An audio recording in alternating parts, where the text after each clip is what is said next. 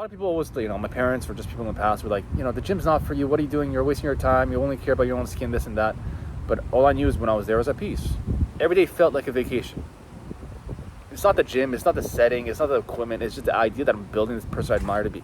I like feeling lean. I like feeling jacked. I like getting that pump in. I like feeling energetic. I like feeling confident. I like feeling comfortable in my own skin. So when I do that every single fucking day, it feels fucking great. And when I build the person I admire to be in that day, when I put in the work, fuck, I feel fucking great. There have been days where I've been jacked as shit, lean as fuck, and I don't feel as right as days where I was not as fit, not as jacked, but I felt more right. I enjoyed days like these a lot more.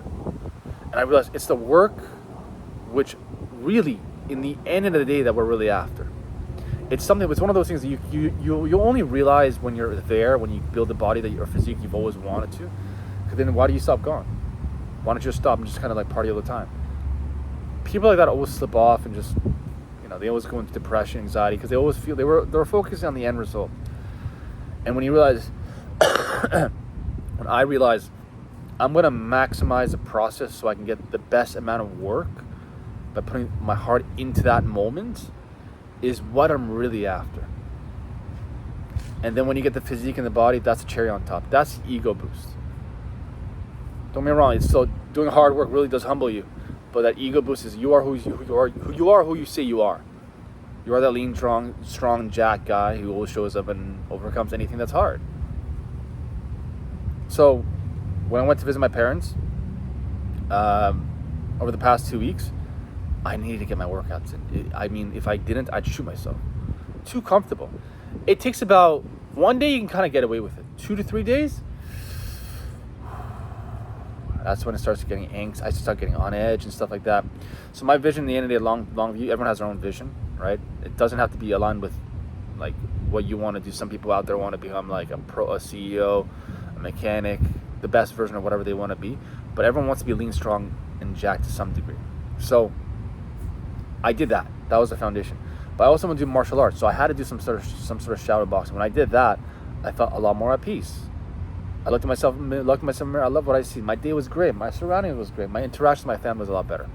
But when I didn't do as much as work, I was on my phone staring at stupid shit. My brain was fucking hurting me. My sleep was total shit. I was a bit more on edge. I wasn't fucking depressed or anything. It's a great difference. It's 1 to 10. I was probably a 7, 6.9, high 7s, lows. It wasn't 100%. There have been just days where 9 and 10. I was like, fuck, my days are fucking great, on point. This vacation is fucking killer. That's what people need to understand. So I didn't drink at all. If anything, there was a party we went to with our parents, and they all wanted me to drink. You don't drink. I don't, because I just know how it fucking feels. I want to go to the gym tomorrow and train. I want to get that nice pump. I want to feel good about myself. And you never hear people after a drinking session saying it was always worth it. Rarely do they ever. Rarely. If people can control it, yeah. But the problem with a lot of people, again, on vacation and stuff like that, is they just drink too much to take the subtle discomfort that they really hate their lives. That's what it is. That was from my experience. I don't think I'm any different. So that was important. That was a huge win for me.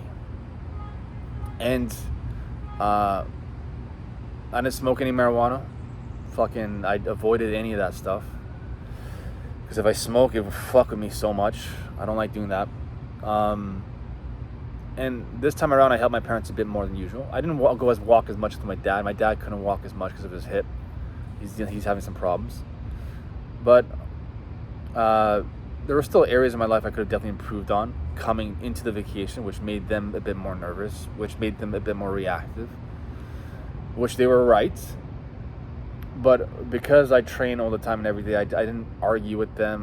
They were right.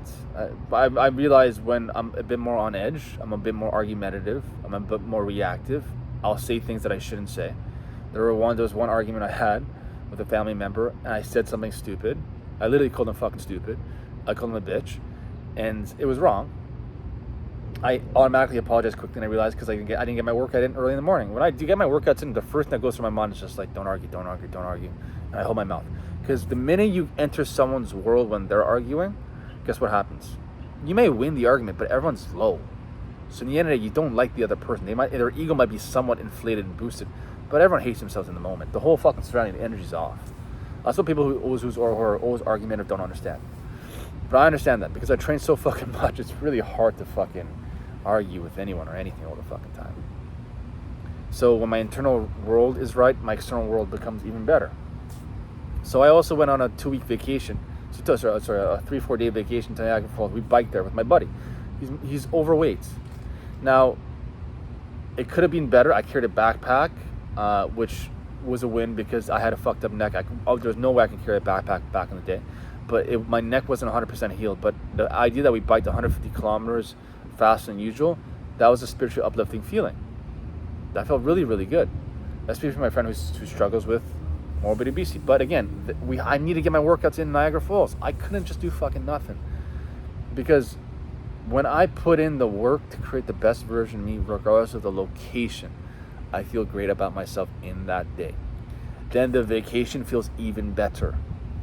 You might say drinking, smoking, drugs might actually amplify you in that fucking moment, but the rest of your fucking day, you're gonna feel regret. And then maybe after your vacation, when you just fucking had day after day after day of just fucking complete self-sabotage, you probably have a massive regret. I don't like feeling regret. Generally speaking, when I coach my clients, I don't tell them what to do. I tell them once or twice or 3 times maybe, and say, listen, this is what I would do. I would probably do less smoking, if not any smoking, drinking, whatever it is, drugs. And I let them go through the process. I explain it to them because when they go into that hole, they'll realize what is wrong with me. I hate my life. I should feel good. I feel fit and strong. And realize, no, the body's a tool. It's gonna, if you go against something deep down inside you don't want to do, it fucks with your head. It fucks with my head. It fucks with everyone's head.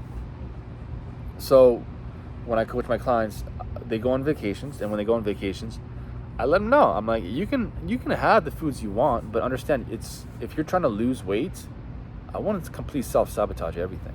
If you don't exercise at all, and if you just eat whatever the fuck you want, it's complete processed food, which is basically drugs. It's just a lot of, if you know, hotel food. A lot of times, sometimes it's just not a buffet, whatever. It's not 100% clean. Sometimes it is.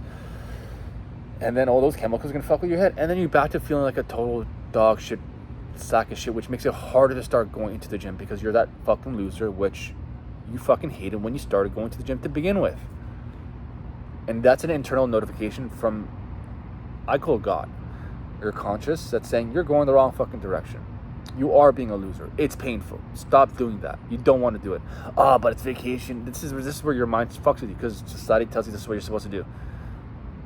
So when I coach my clients when they go on vacation, I tell them, do your exercises. Train really hard. You can still have the foods you love. Just let's not sabotage fucking everything. Let's not just be a complete fat ass. That's where you get fucking in trouble. So have all you can eat. Just be wise with the choices of your food. If you're going through a transformation process, you have to be more disciplined than usual. Okay? Or before you go to your vacation, train really fucking hard. So that it builds a positive mental attitude such that when your internal world is right, your external world is right. When you're more disciplined during your vacation, it only makes your vacation better, not worse. That's what people really fuck up. Okay? Which goes back to my initial point. When my parents used to say, like, or my dad mostly, is like, because they don't know. Middle Eastern parents don't really understand working out that much. They're too new. They think it's all about looking good. But a lot of times it's, when you move good, you feel good. When you feel good, you do good in life. When you do good in life and you feel good about yourself, you look good even better in the mirror. When you don't fucking align or you're not productive, you're not doing all the right things that you know deep down inside you shouldn't do, and you're self-obsessed on how you look, it's going to fuck with how you see yourself in the mirror, and it starts changing everything. You can be on a beautiful sunny day like this and hate your fucking life. The fact that I'm making this video for you guys because it's of value to someone out there who's struggling, it's giving me a sense of peace. This is constructive to the character that I want to be. I see myself as a person who wants to improve my public speaking skills on camera, any place, any time, gym, home office, or outside, anywhere with a camera, just be able to speak and just transfer a message that helps people get out of their fucking slump, to build the body that they want, and also the mindset that can keep them overcome anything negative, because there's always going to be negative things. It doesn't fucking matter, right? And it gets us through our day. Okay, so if you're trying to build a body that you want, just understand when you overcome hard shit, that's where you get all that self-belief and confidence. And then when you build a body, you're gonna realize, fuck man, I need the work. I need to get that hard grind in. And you're gonna fall in love with the process and the habits. And the habits is everything that you really, really, really, really, really want to do. And if you're addicted to drugs or smoking or drinking or whatever it is, the more you get that feeling of that sense of high level of worth based off the work ethic you put into the gym that day, you're gonna realize you're gonna try to be disciplined with everything else around you outside of the gym. In a vacation, at home, whatever it may be. And then eventually when we want to go on a comfortable vacation, we earn our comfort. We don't just fucking complete self-sabotage. Like I said, when I was at my parents' house, I could have been a bit more disciplined, a bit more structured, a bit more of everything. But again, I wasn't like depressed or anything. None of that. There was a fucking moment where I woke up from my sleep. I had a nightmare. This is bad. I woke up. I woke up. I opened my eyes and I just remember hearing my mom's voice like, Sam, your dad's dead. Now, what fucked with me is because I've been through that exact same situation. My mom came through the door saying, Sam, your auntie died. And I had to kind of like freeze for a second and be like, what did I just hear? And my mom was like, yeah, your dad's in his room. He's crying right now. It hit him hard because my dad and his sister were tight. So when I woke up, I said, Sam, your dad's dead. I was just like, for 5 fucking solid seconds, I was just staring at my ceiling and just like, is this true? Is this a nightmare? Oh, holy shit. I didn't fucking know. I was just like,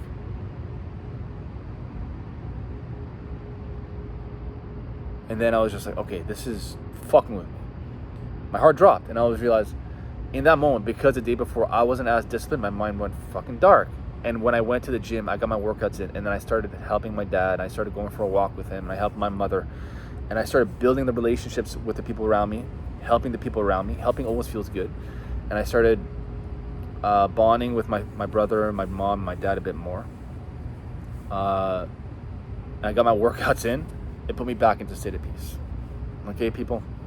Like I said, that moment can come for any of us, and you want to make sure you have something, a process that can kind of get you out of it. You don't want to go down a rabbit hole of drugs and alcohol and all that shit. Anyways, people, beautiful Sunday morning. Happy Father's Day, people. Just little reflection posts. I'm out.